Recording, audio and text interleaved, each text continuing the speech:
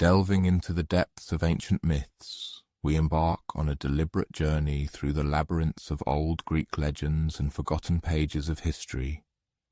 These are the tales whispered from mouth to ear in magnificent marble halls, murmured by shepherds beneath the shimmering canopy of the starry sky, and inspiring dreamers for countless generations, carrying them to the most hidden corners of bygone eras. Let the day's hustle and bustle dissolve like a light mist over the tranquil waters of the Aegean Sea, for we begin our captivating odyssey into ancient Greece, a land where even the omnipotent gods sometimes needed a deep and peaceful sleep. Many are undoubtedly familiar with the story of Pandora's box, that legendary vessel which unleashed countless woes upon the world when insatiable curiosity overtook the first woman of humankind. But this evening, we will allow ourselves to slow the narrative, to thoroughly explore those quiet, almost imperceptible moments that preceded the irreversible changes that forever altered the world's destiny. Imagine a humble stone cottage, nestled among the hills beyond the future grandeur of Athens. Morning light, barely piercing through wooden shutters, gently touches the clay walls, creating soft, dancing patterns and filling the room with an ethereal glow. Pandora sits at a simple wooden table, her fingers tracing the smooth bronze surface of a casket that seems to vibrate with an energy she doesn't understand, yet can feel. For 3 days now, her gaze has been fixed on this casket. 3 long, silent days filled with deep contemplation and doubt. The gods presented it to her as a wedding gift, or so they claimed. Zeus himself, with his characteristic arrogant smile, handed her the casket with a warning that felt more like a challenge. Never open it, dear Pandora. Promise me you will never open it. However, the legends rarely mention those days of agonizing anticipation. Pandora struggled not only with the curiosity that tormented her soul, she grappled with a deep, consuming sense of loneliness that never left her. Her husband, Epimetheus, toiled in the olive groves from dawn till dusk, his hands growing rough and tanned from constant contact with branches and earth.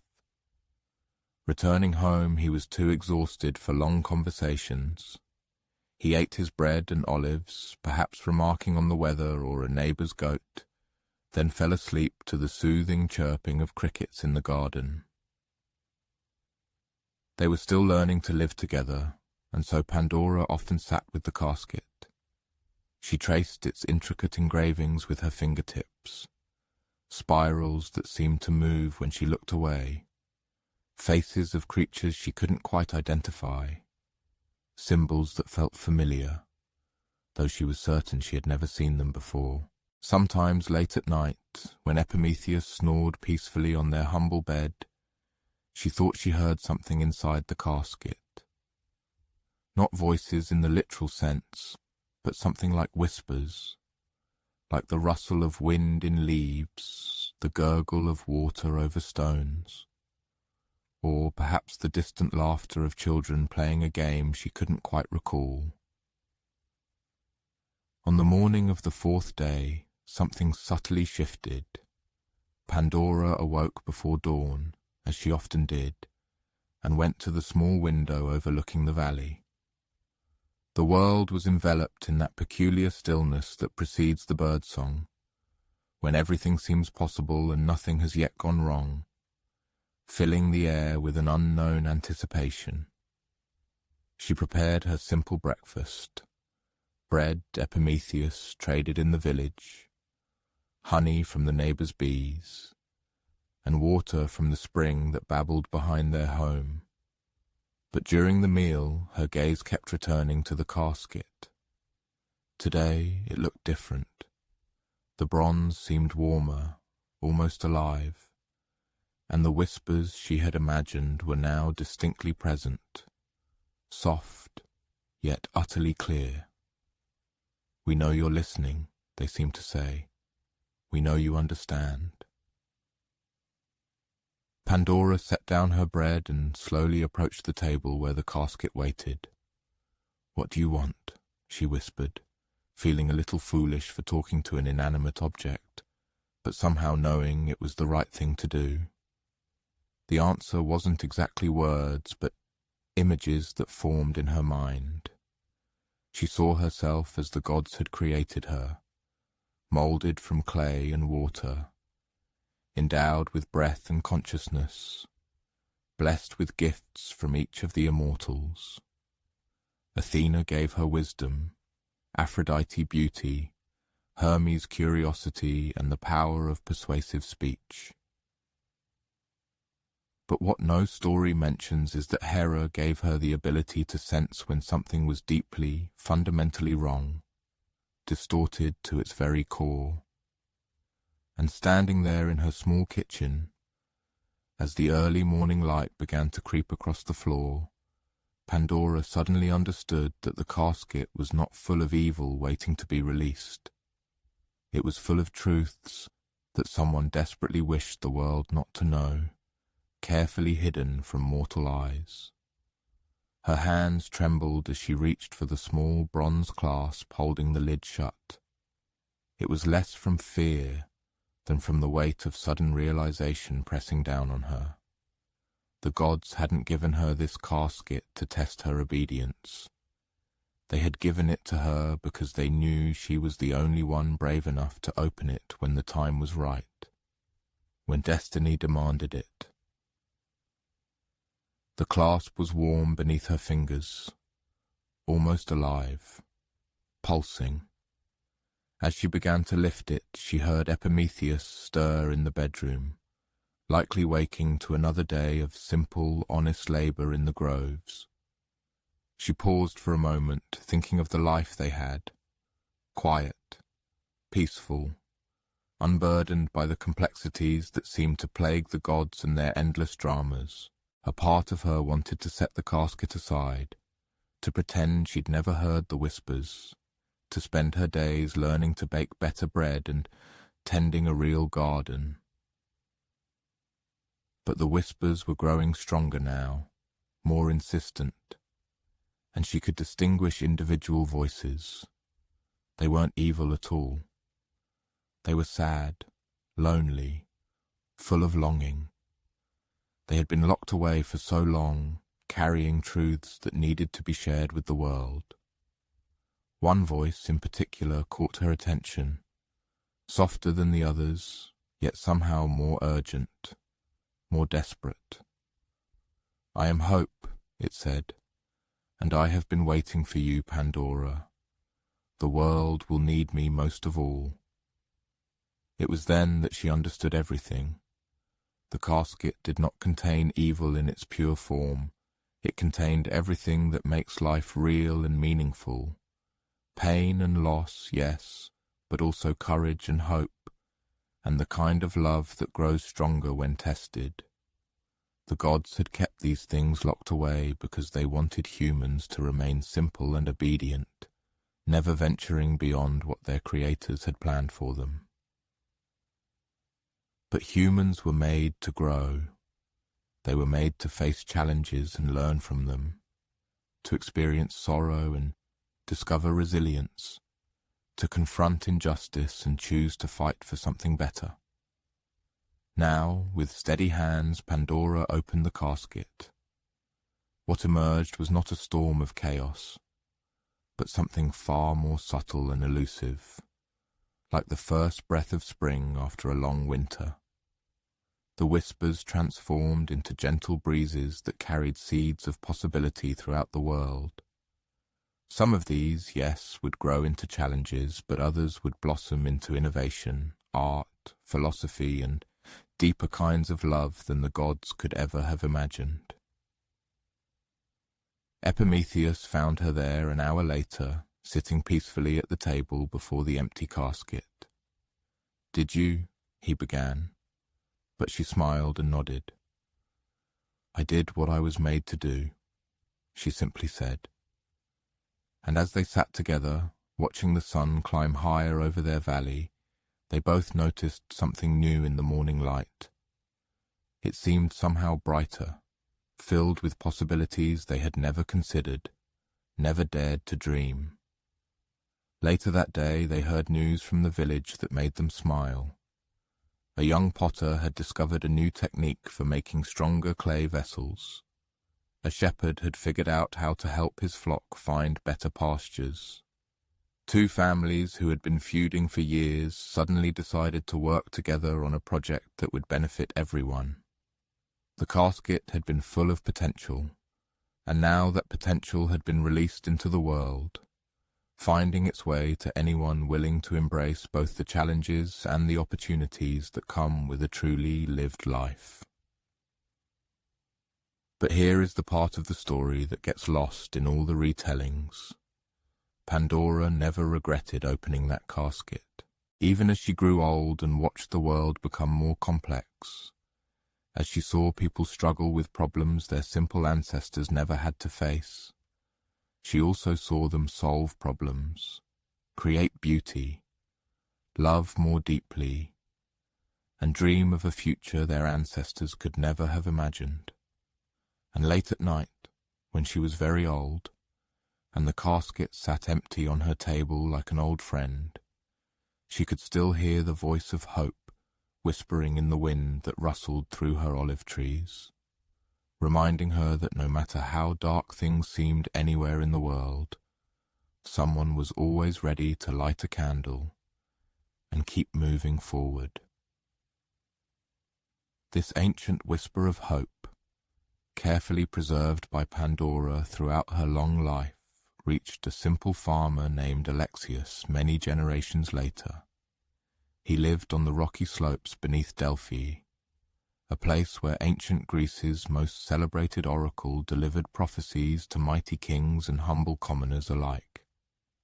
Yet Alexius never consulted the oracle with questions, preferring something far more unusual. His concern was ensuring the priestess always had food.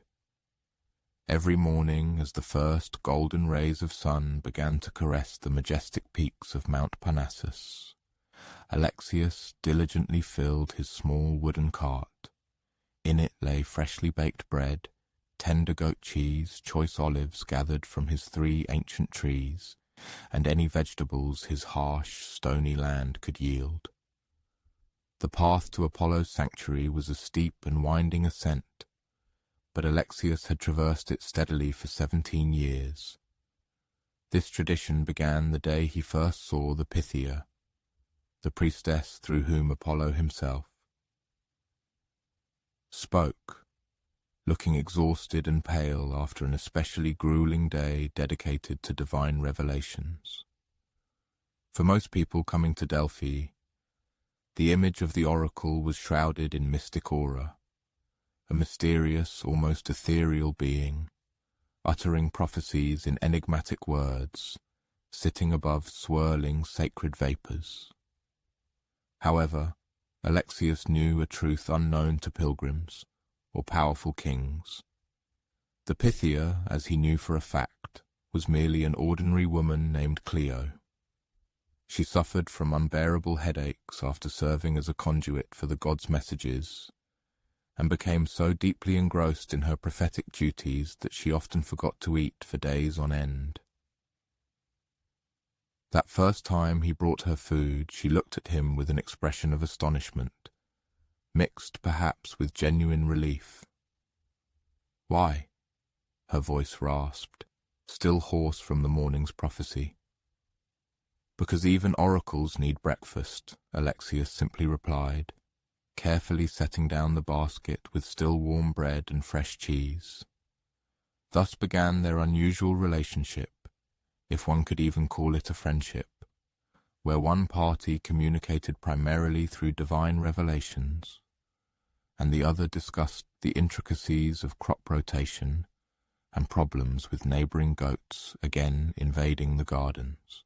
That morning, as Alexius steadily guided his cart along the familiar path, his thoughts lingered on Clio's prophecy from the day before. An influential merchant from Corinth, had approached the oracle, seeking advice on investing in what he considered a promising trade route. After inhaling the sacred vapors and entering a prophetic trance, the priestess had declared, "The path that seems most golden will turn to dust, but the road paved with small stones will safely lead you home." The merchant, clearly confused, frowned and demanded clarification.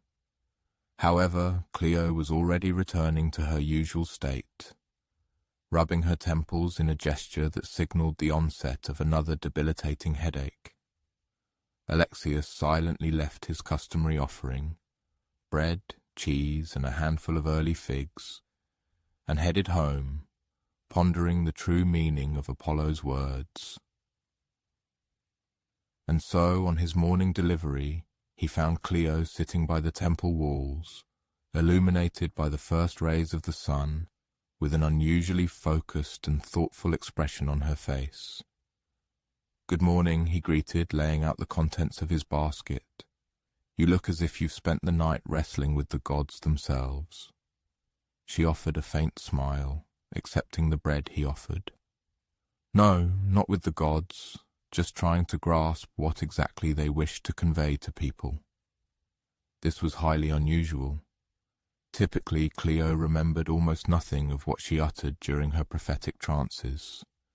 The messages passed through her, rather than originating from her, and afterward, she felt drained and disoriented, like someone who had spoken in a language entirely unknown to them. "About yesterday's prophecy?" Alexius clarified, sitting down beside her on the ancient temple steps. Cleo nodded slowly, breaking off a piece of bread and eating it with the special, almost sacred attentiveness of someone who too often forgot to eat. Yes, the merchant was interested in profit and trade routes, but in the end, the words converged on something else, on creating something truly lasting, rather than a fleeting pursuit of momentary sparkle. Alexius fell into thought, watching the sun climb higher above the valley below.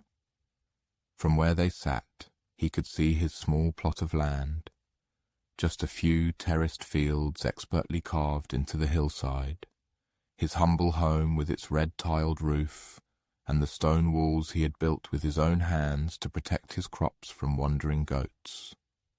"Perhaps," he finally said, "the god was trying to convey that true wealth is found in daily, useful labor, rather than in the frantic pursuit of a single grand success."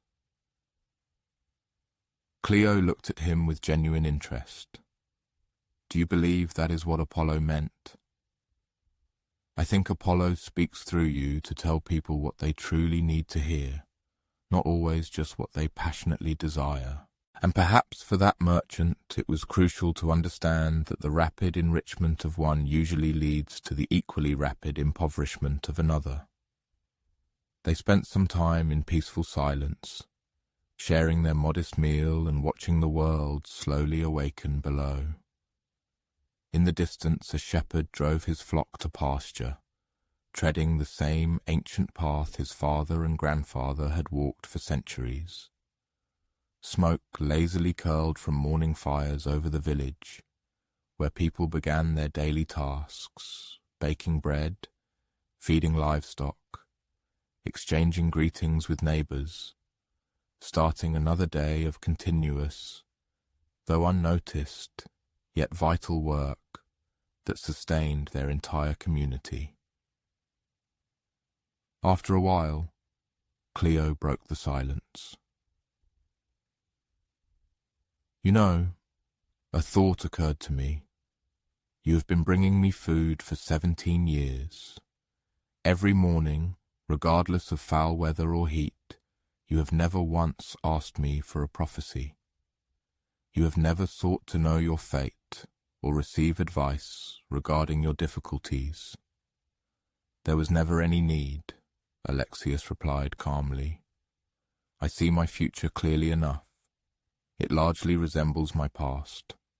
For the most part, I will plant seeds, care for them, repair what breaks, help neighbours in need, perhaps one day find a wife, or perhaps not. In any case, there will always be work to be done and people to be fed. But aren't you curious to know if your crops will fail, or if you will find love, or how long your life will last? Alexius thoughtfully considered her question. If I knew my crops would fail, I would torment myself with worry every day until it happened. If I knew they would undoubtedly succeed, I might grow lazy and stop caring for them properly. And if I knew the date of my death, I would spend all my remaining time anxious about it, instead of simply living. He paused, watching a hawk lazily circling high in the sky. But one thing I know with absolute certainty. What is that? Cleo asked. Tomorrow morning you will be hungry again, and I will surely be here with your breakfast. Cleo burst into laughter, a sound of unadulterated delight that echoed vibrantly through the ancient temple walls. That is perhaps the most accurate prophecy delivered in Delphi in many, many years.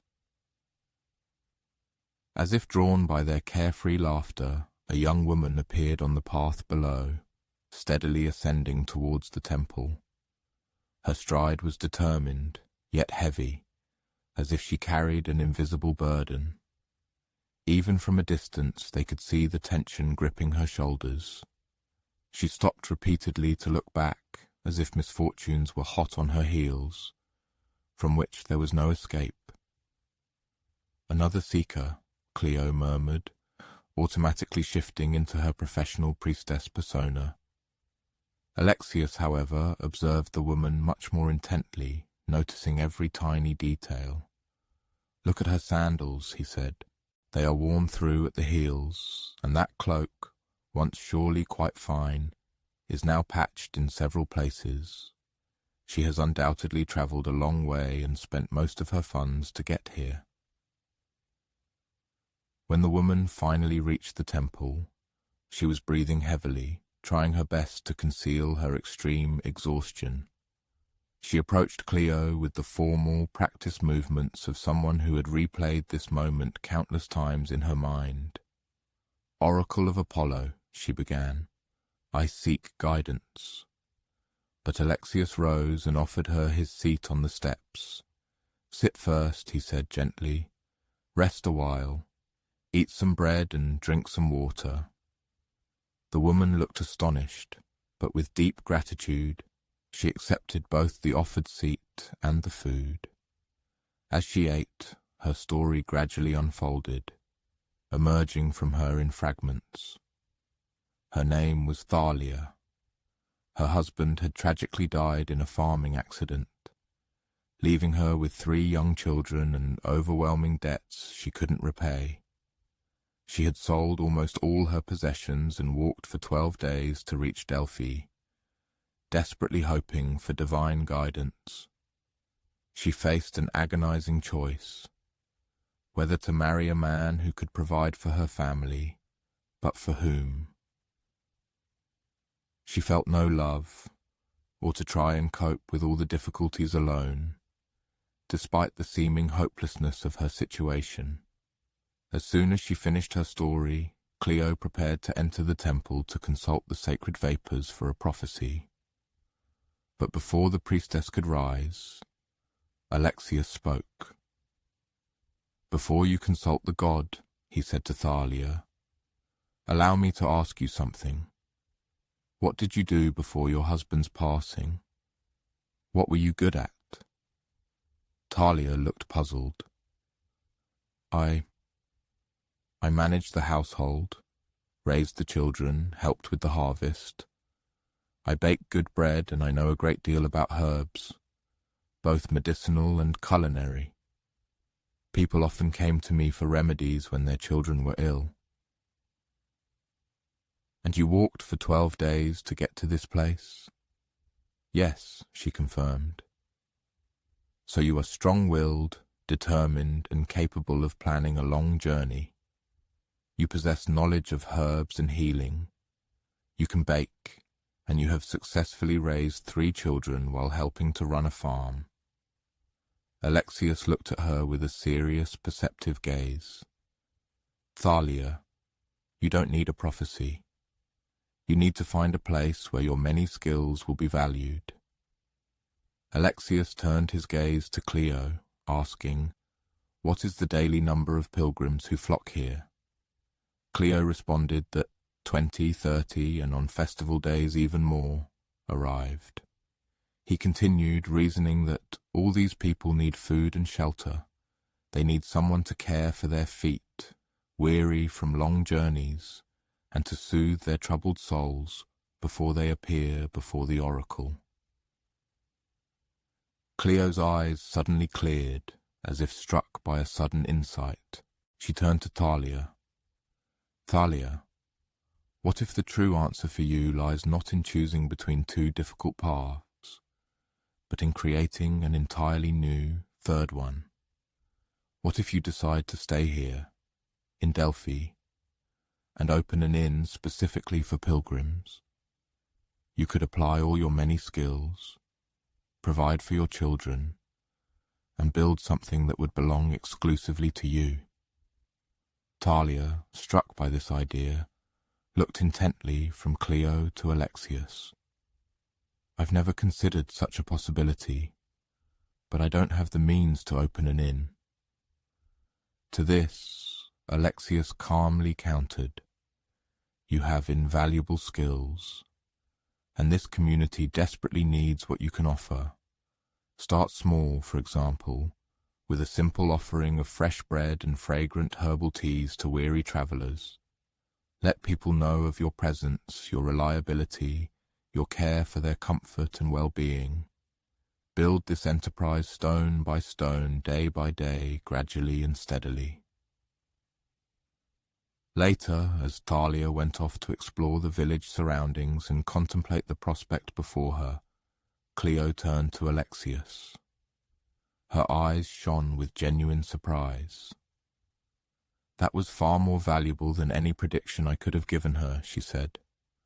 "Perhaps," Alexius agreed, "for the truest prophecy is sometimes just helping someone realize what they have long known, but were afraid to accept and believe." When the sun reached its zenith and the air filled with midday warmth, Alexius began to gather his things to descend the mountain to his daily tasks. However, before he could leave, Cleo stopped him, gently taking his hand. "Alexius, in all 17 years of our acquaintance you have never asked me for anything, yet I wish to grant you something." For a moment she closed her eyelids, not entering her usual prophetic trance, but simply listening to something deeper than the sacred miasmas of Delphi.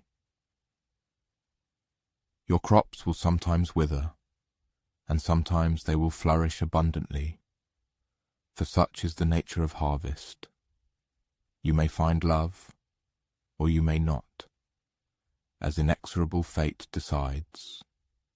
You will live as many years as are allotted to you, and that will be quite enough.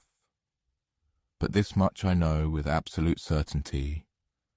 Every morning, when you choose to climb this hill, bringing food to a hungry person, you make the world a little more like the gods originally intended it to be, and that is a kind of immortality that no prophecy, however great, can surpass or improve." Descending the winding mountain path, Alexius felt a light joy, his empty cart bouncing familiarly over the well-known bumps. A soft smile played on his face. He already knew that tomorrow morning, as soon as dawn broke, he would rise earlier than usual, carefully load his cart with freshly baked bread and all the bounty his garden generously produced, and set off again for Delphi. But he would do so not by the command of any prophecy or divine decree, but because there are certain kinds of inner conviction that require no divine revelation at all. They only require a conscious daily choice. And perhaps this is the most ordinary and, at the same time, the most beautiful truth of all. The future of humanity is built not through grand gestures or vague mystical revelations, but through the simple yet firm decision to show up tomorrow and do something useful for another. This profound wisdom concerning daily diligence and constant presence, the very wisdom that guided Alexius along the mountain path to Delphi, surprisingly found its way to the very foundations of Athens, and through a completely unexpected source, a 10-year-old girl named Myra. She collected salt, which was metaphorically called tears. Of course, these were not real human tears, though the story itself begins with their abundance. Myra lived in the dawn of Athens, in those times when the city was just forming, striving to become something more than a mere cluster of dwellings tightly grouped around a hill. Her father, Nicias, was a skilled stonemason, whose hands toiled on the grand construction projects that would later make Athens famous throughout the world. However, in those early years, his work primarily involved repairing walls and laying foundations for modest city homes. Salt, of course, was extracted from the depths of the sea, but its delivery to the city was a far more complex task than it might seem at first glance. Myra's own work, an occupation she invented for herself, was to go to the harbour every morning. There, salt merchants unloaded their goods, and the girl meticulously collected the salt crystals that spilled from torn bags or fell through cracks in wooden crates. It was a humble, almost invisible task, often overlooked by adults. But Myra had a sharp mind and noticed something quite remarkable about salt. A small amount of this seasoning could preserve food for many months. Just a pinch could make even stale bread taste better, and when mixed with certain herbs, whose secrets her grandmother knew, salt could effectively clean wounds and prevent infections. More importantly, she observed that buildings lasted significantly longer in places where the salty mist carried from the ocean settled in the mortar between stones. This perceptive observation by young Myra might have remained merely a curious fact in her inquisitive mind, had it not been for a significant event that occurred during her 11th year, the start of the Great Wall project. Athens was rapidly expanding, and with this growth came an urgent need to improve its defences, not only against enemy armies, which certainly remained a serious problem, but also to withstand devastating floods that occurred every few years when heavy winter rains overflowed riverbeds, and to protect against earthquakes that periodically struck the city, reducing buildings to ruins. The Athenian City Council decided to commission a new section of the defensive wall, and Nicias, Myra's father, was chosen as one of the leading stonemasons for this massive project. He felt proud of such a responsible appointment, but at the same time, he was also plagued by worry. The materials provided for the construction were sturdy, but not of exceptional quality. The stones were local limestone, soft enough to work with, but prone to cracking. The mortar was a standard mixture of lime, sand, and water. It would certainly allow for a functional wall to be built, but it was highly unlikely to be one that could stand for centuries. Myra continuously observed the progress of the work, and her thoughts constantly returned to the salt-strengthened stones she had seen in the harbour. One evening, as her father sat on their doorstep, cleaning his hands of clinging mortar and lamenting that small cracks were already appearing on the day's newly completed masonry, she ventured to make her suggestion. "What if we add salt to the mortar?" Nicias looked at his daughter with that patient but slightly condescending expression adults usually adopt when children propose something they consider utterly impossible. "Salt costs a lot of money, my little mouse, and even if we could afford it, Who knows if it would help or just harm? However, Myra, far-sighted and thrifty, had diligently collected salt for several months, carefully storing it in clay jars in her small pantry. She had accumulated enough to prepare a test batch of mortar, and more importantly, she had a clear idea of how to convincingly prove the effectiveness of her plan. Behind their house was a low retaining wall that served to shore up a small garden terrace. This was a structure of minor importance, and its potential collapse would not have serious consequences.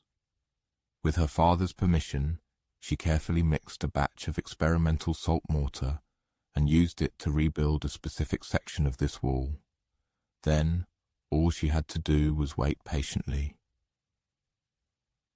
The first serious test arrived with the heavy autumn rains.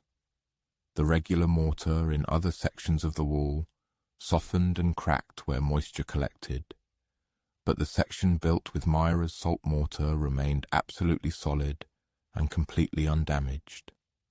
The second test came with the onset of winter frosts, when water, penetrating the tiniest cracks between the stones, turned into ice. And again, the salt section demonstrated its strength and firmness, while the traditional mortar cracked and crumbled. By spring, even the most hardened skeptics among the city's masons were actively discussing the story of a young girl who had managed to invent a way to create mortar capable of withstanding the vagaries of weather that destroyed all other structures. It was at this point that the narrative takes a most curious and unexpected turn. Myra made no attempt to personally profit from her remarkable discovery. Instead, she presented the city council with a proposal so unconventional and far-sighted that its members were initially completely bewildered, unsure how to react. Her idea was to organize the children of Athens to collect salt in the harbor, using the same method she herself had successfully employed for years. This would not only involve her, but also dozens of other children who could earn a small income while contributing to a critically important task for the city. The city, in turn, would commit to purchasing this salt at fair prices, not so high as to enrich anyone, but sufficient for the children to feel the value and significance of their labor. And most astonishingly, instead of guarding the secret of the salt mortar technology, she expressed willingness to teach it to any stonemason who wished to learn the method. The council members were completely baffled.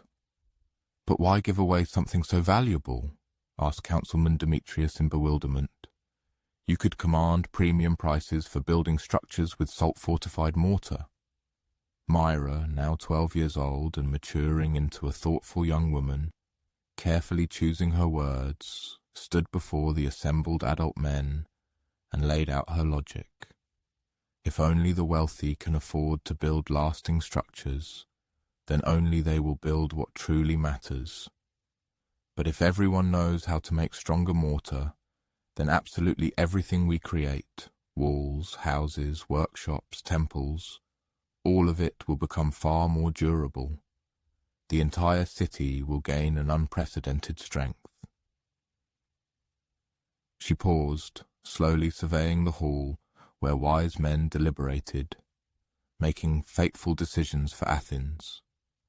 Moreover, I have been thinking about time. My father always says a good wall should stand long enough for his grandchildren to see it. But what if we could build walls that would stand for our grandchildren's grandchildren? What if every person building something in Athens understood that they are contributing to something that will still be here centuries from now? This idea took root slowly, as truly good ideas often do. Initially, only a few masons cautiously experimented with salt mortar in their personal projects. Then, news of the new technology spread to other cities, from where builders began arriving in Athens to learn this unique method. Within a few years, Athenian mortar became a recognized synonym for durable and reliable construction. However, the true, profound changes occurred not just in the physical strength of the buildings. They lay in how people began to understand and perceive their work and its purpose. When a person realizes that the structure they are creating is intended to stand for centuries, their attention involuntarily focuses on the smallest details that might otherwise go unnoticed. They exercise particular care in selecting materials, dedicate precious time to precise measurements, and deeply ponder how changing weather and the inexorable passage of time will affect their creation. Moreover, their thoughts begin to turn to those who will use this structure long after they themselves have left this world. Myra, now a grown woman, married to a potter named Lysander, often walked through the city, proudly pointing to buildings where her unique salt mortar technique had been used. However, she took particular pride in the less grand structures, neighborhood walls ensuring the safety of children's play areas, market stalls sheltering elderly vendors, public fountains providing all residents with access to clean drinking water.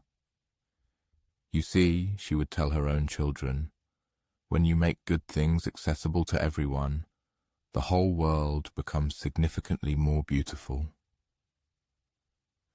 The salt walls of Athens gained renown throughout Greece, not only for their exceptional strength, but also for what they symbolized. Athens became a city where a child's observations were taken seriously, where innovations were not hoarded but generously shared, and where every construction project was regarded as an invaluable gift to future generations.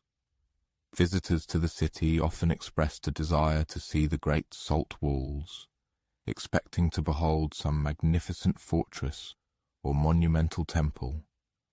However, the Athenians would merely smile and point around them, to the sturdy homes, reliable market buildings, neighborhood walls that had steadfastly endured decades of storms and earthquakes. All of them, they would say, every wall in Athens is now a salt wall. And deep into the night, when the city was fast asleep, one could almost discern the buildings themselves whispering words of gratitude to the little girl who noticed spilled salt, to the masons who were willing to learn from a child, to the community that chose longevity over immediate profit. The walls of Athens endure in many places to this day, their salt-fortified mortar as strong now as it was centuries ago. And perhaps this is the most beautiful part of this quiet story. Somewhere right now, under the moonlight, these ancient stones continue their work, protecting and sheltering, having been built by people who deeply understood that the most meaningful work is that which lasts long after we are gone. That profound understanding of lasting work, which Myra wove into the very walls of Athens, found its embodiment many decades later in the city's most ambitious construction project ever undertaken, the temple that would eventually be known as the Parthenon, majestically rising on the Acropolis above Athens. However, our story is not about the famous architects or skilled sculptors who gave the Parthenon its unique beauty. It is about a 9-year-old boy named Damon, whose job was to navigate spaces too tight for adult workers, and who noticed something that almost everyone else overlooked. Damon was one of those called gap boys, one of several children employed on the construction site. Their task was to crawl through narrow openings between the scaffolding, retrieve fallen tools, and inspect areas where adult men couldn't squeeze. Mostly, this work was considered safe and provided enough income to help his widowed mother buy food and pay for their small apartment near the Agora. He genuinely loved the work, especially the climbing. Every morning he ascended the wooden scaffolding that, like a dense forest of pine poles and ropes, surrounded the growing temple, and spent his day moving through the labyrinth of construction like a small, cautious spider. From up there, he could survey all of Athens spread out below him. The red-tiled roofs of houses, the green plots where people cultivated gardens, and in the distance the harbour where ships arrived daily, bringing marble from the islands and timber from northern forests. But more than the view itself, he loved the feeling of being part of something grand and eternal. Every marble block that fell into place, every column that reached for the sky, every carved detail that emerged under the sculptor's chisels, all of it became part of something that would outlive everyone who toiled on it. Damon had worked on the site for almost a year when he noticed a potential problem with the roof. It was a subtle, almost imperceptible phenomenon, the kind one could only discover by spending days crawling across the upper reaches of the scaffolding. The marble beams intended to support the roof were magnificent, perfectly carved, beautifully fitted, strong enough to bear the heavy tiles and decorative elements that would complete the temple. However, they had one small flaw that could turn into a serious problem. Each beam was carved with a slight upward curve, designed to counteract the natural sagging of heavy stone over time. It was an excellent engineering solution, the very detail that distinguishes true master builders from ordinary ones. But in the narrow channels through which rainwater was meant to drain from the roof, this upward curve created tiny low spots where water would collect instead of flowing freely. Most of the year this would not matter. Athens had a dry climate, and most rains came as short, heavy downpours that quickly washed off any roof surface. However, Damon had experienced several winter seasons when continuous heavy rains could last for days, and he knew well what happened to marble when water stagnated in small depressions for extended periods. It slowly, invisibly at first, but inevitably cracked. The problem was that no one else seemed to have noticed, and Damon was just a 9-year-old gap boy. The chief architect, Ictinus, was renowned throughout Greece for his exceptional precision and skill. The foreman, Callicrates, had overseen the construction of dozens of important buildings. The marble carvers were true artists whose work would be admired for centuries. Who was he to suggest they had made a mistake? For several days, Damon worried about it alone, keeping his anxieties to himself.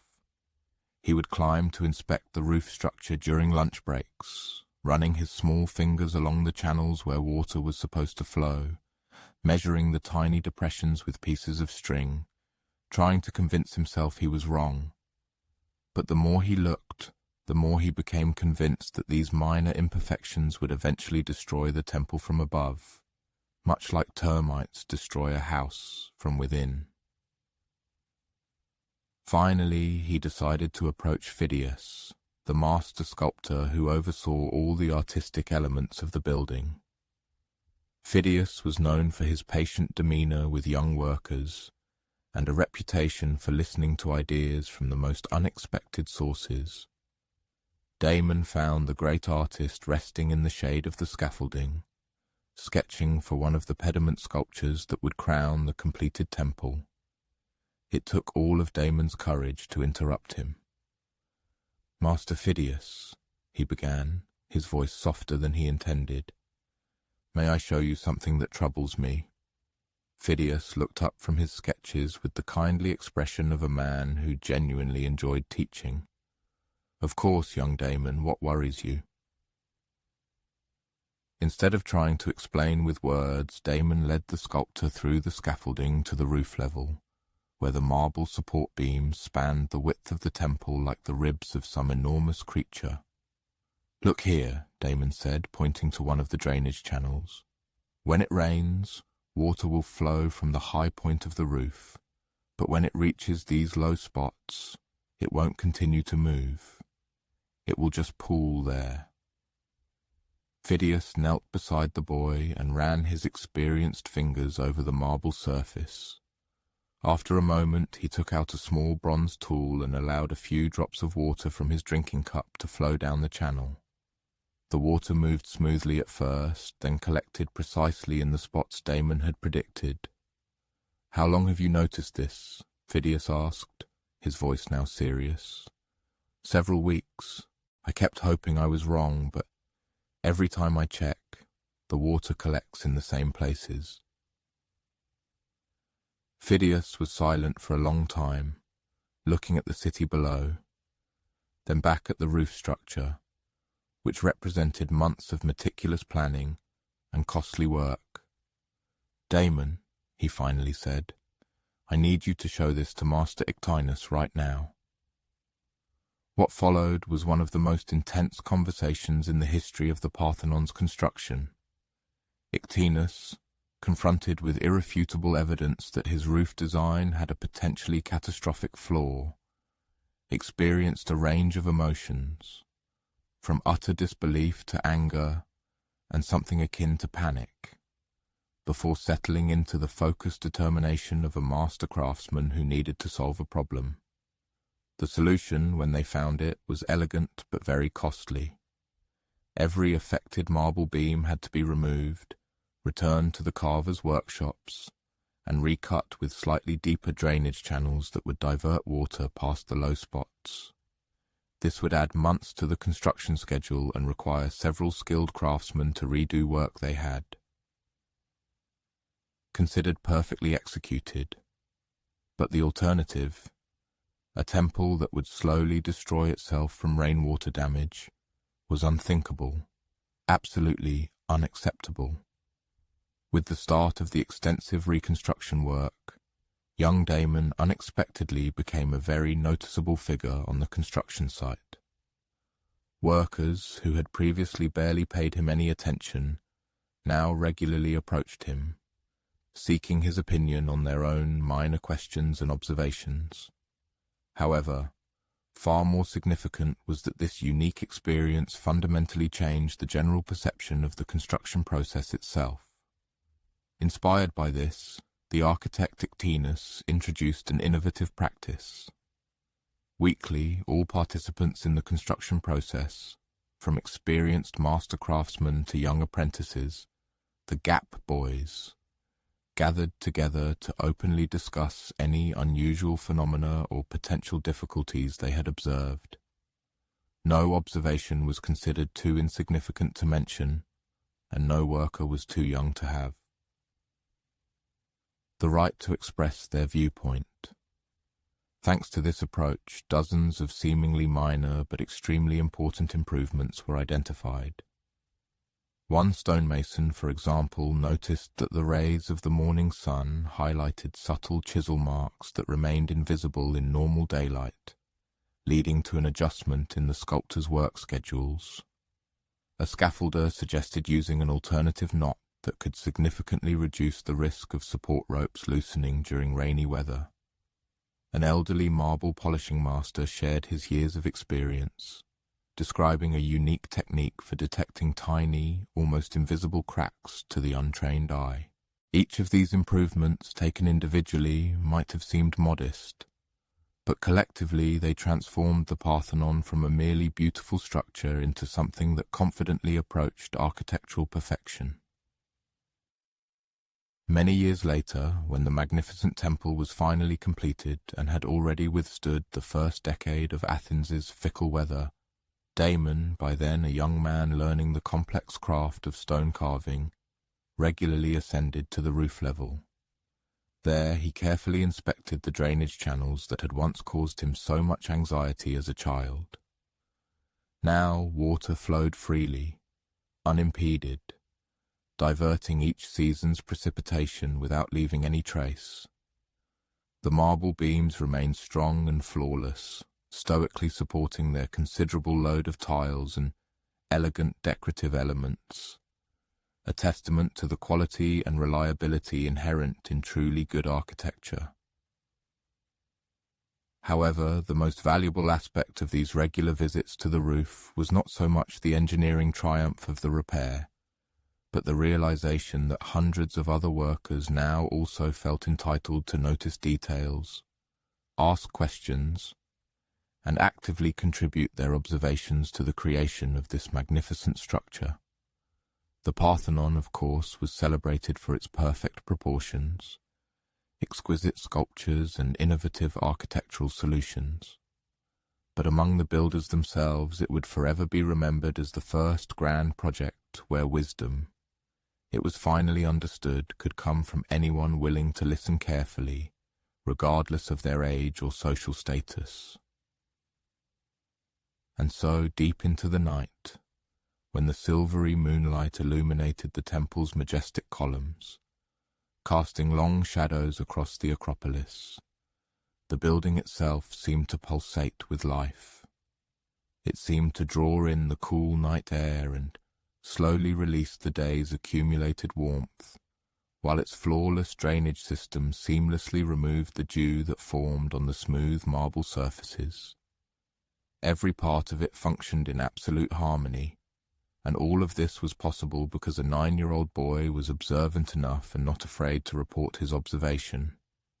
The Parthenon stands to this day, and its roof still perfectly drains rainwater, just as it did 25 centuries ago.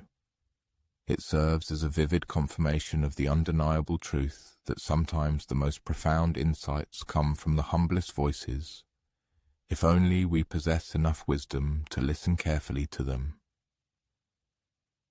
This profound insight into the significance of small voices, which not only saved the Parthenon's roof, but also fundamentally transformed Athens' approach to large projects, unexpectedly flowed into an entirely different channel, a humble, almost forgotten festival dedicated to celebrating the olive trees that stretched across the slopes around the city. This celebration was called Eleophoria, literally meaning the carrying of olives, and it was held annually on the official start day of the harvest. In contrast to the grand, great Panathenea with its solemn processions and numerous sacrifices, or the dramatic Dionysia with its magnificent plays and competitions, Eleophoria remained a small, purely local festival.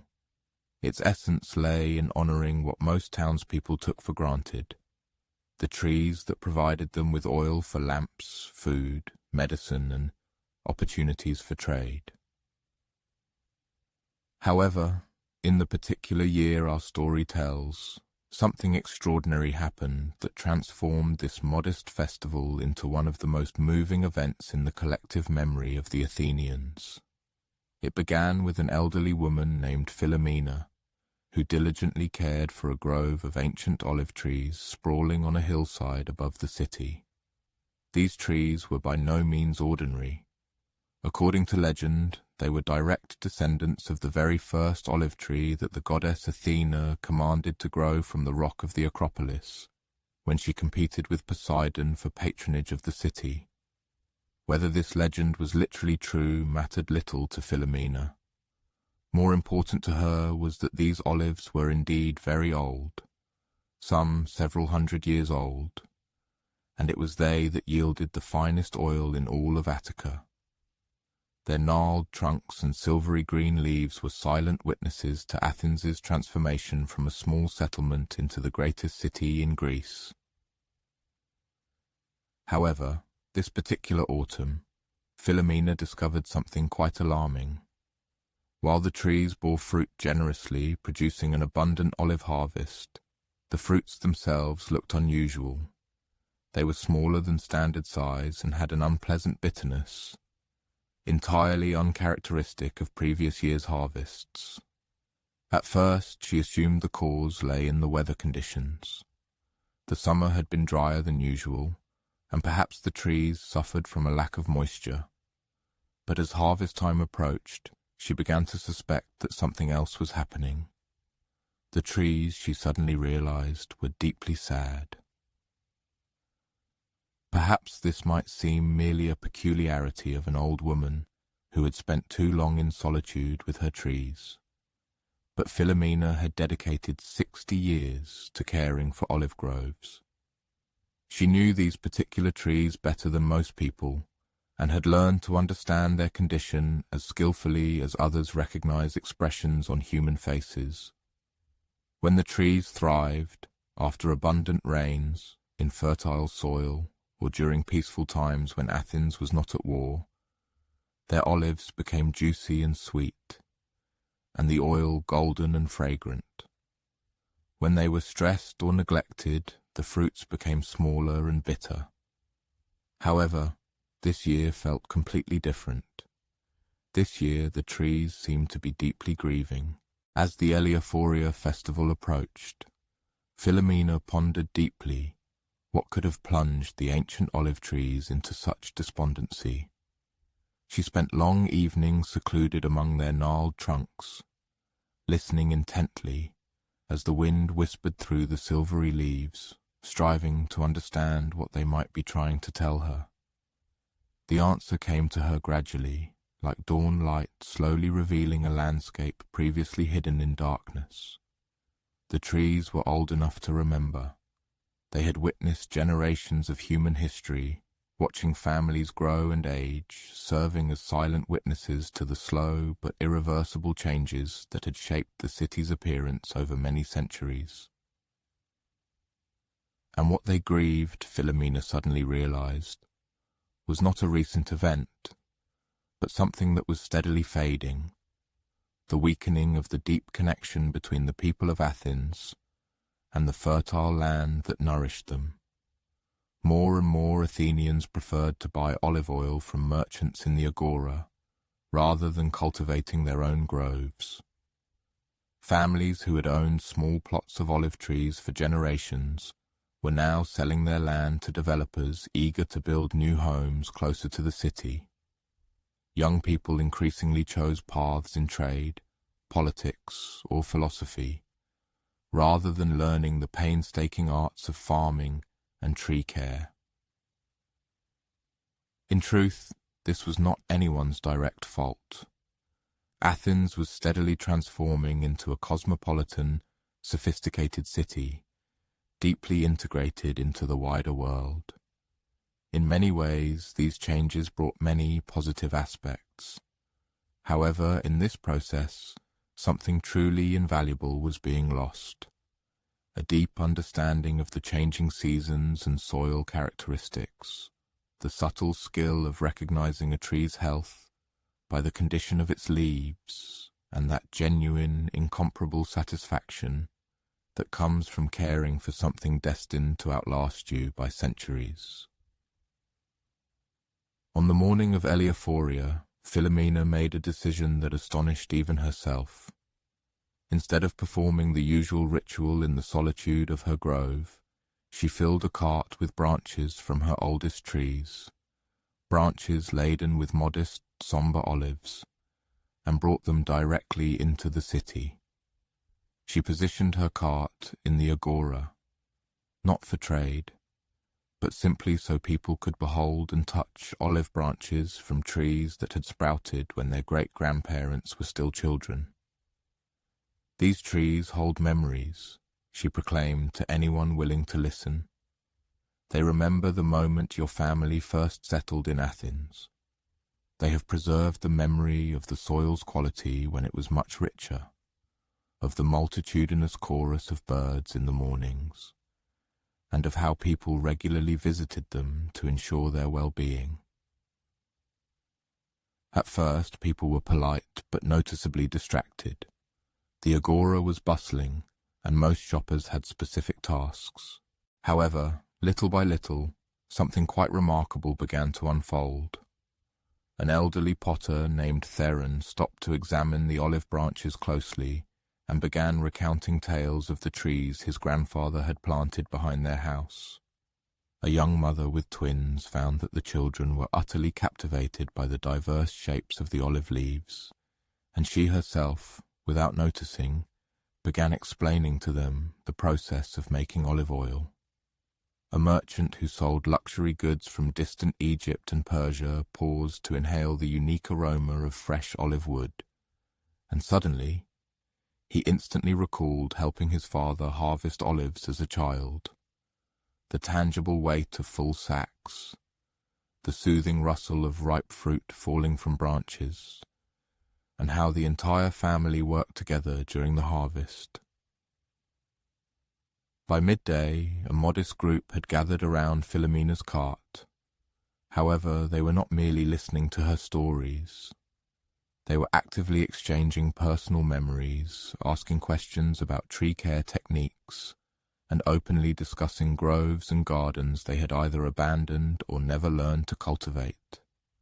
It was then that Philomena launched her initiative.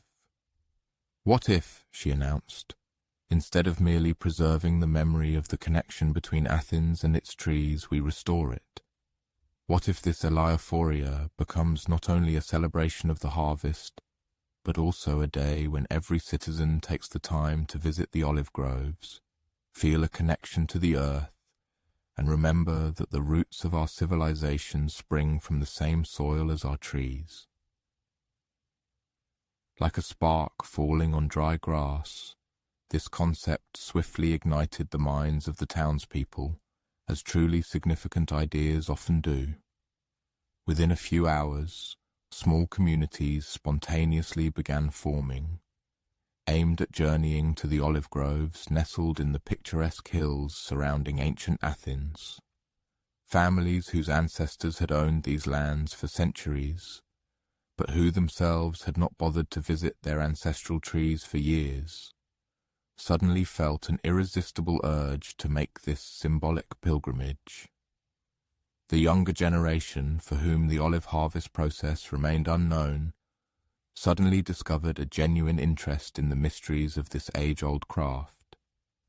Even high-ranking city officials, including the Archon himself, whose festive days were usually strictly regulated by ceremonial duties in sacred temples, joined this extraordinary, informal pilgrimage.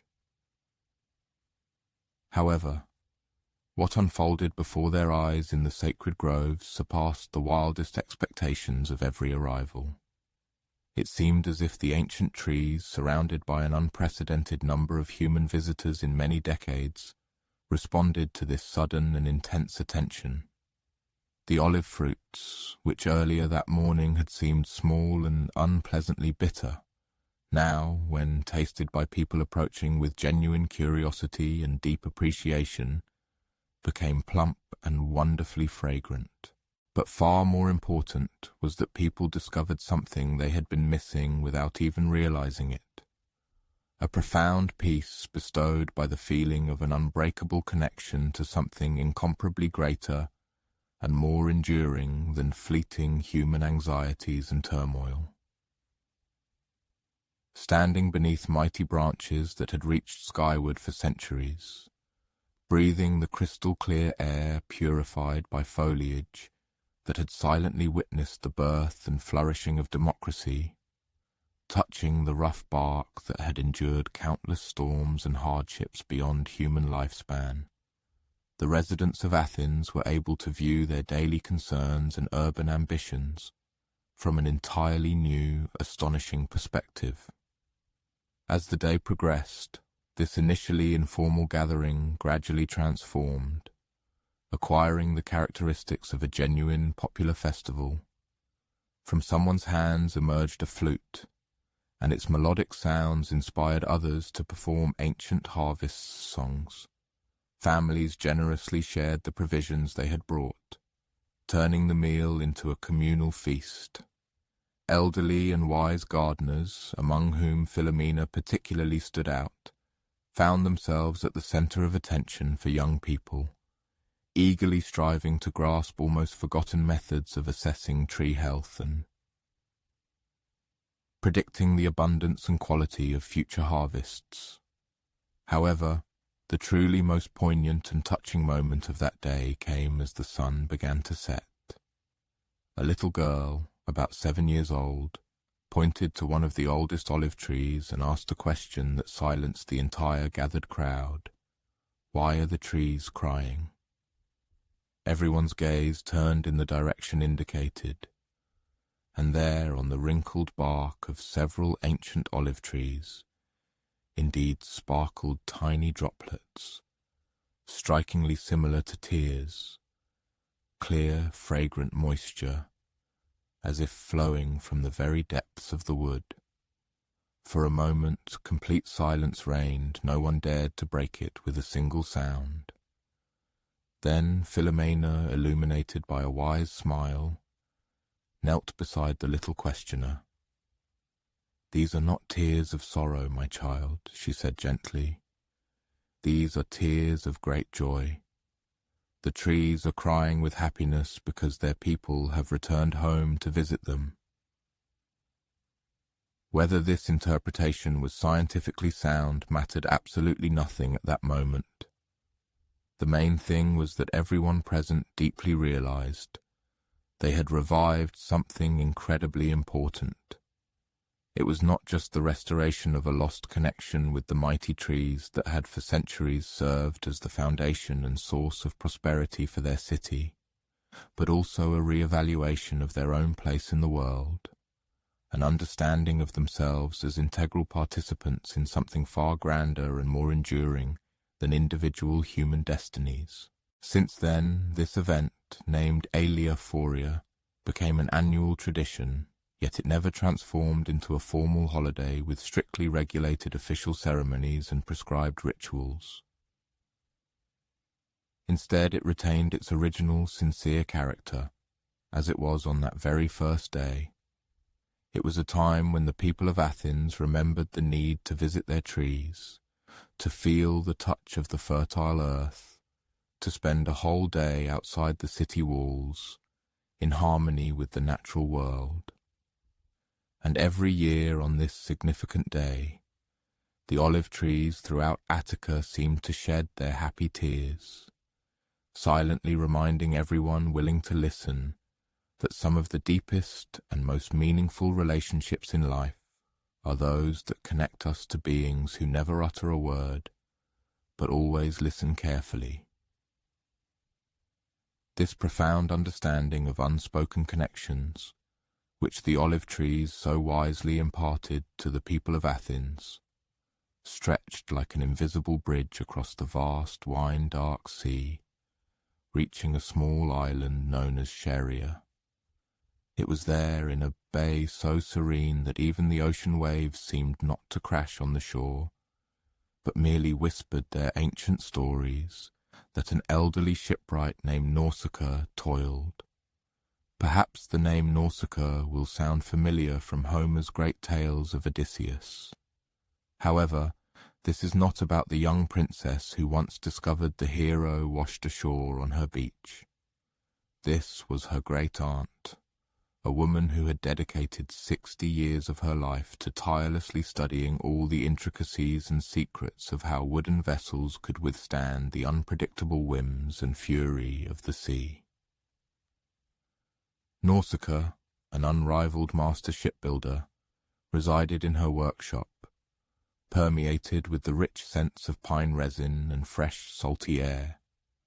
Here, in this sanctuary of craftsmanship, waited the curved, strong olive wood ribs destined to become the reliable bones of ships capable of safely transporting people across the watery expanses. These waters, as is well known, could transform in an instant from gentle and calm to deadly and raging. Nausicaa was renowned throughout the surrounding islands for her unique gift of creating ships that invariably returned home. Her vessels did not claim to be the fastest, the most elegant, or capable of carrying the heaviest cargo. Their true value lay elsewhere. They continued to sail the seas season after season, each time returning their brave crews to loving families who waited with anxiety and hope on the docks and sandy beaches, gazing at the horizon for the familiar outlines of sails. The secret of her outstanding success was not shrouded in drama or any mystical mystery. It was rooted in a supremely simple but profound principle.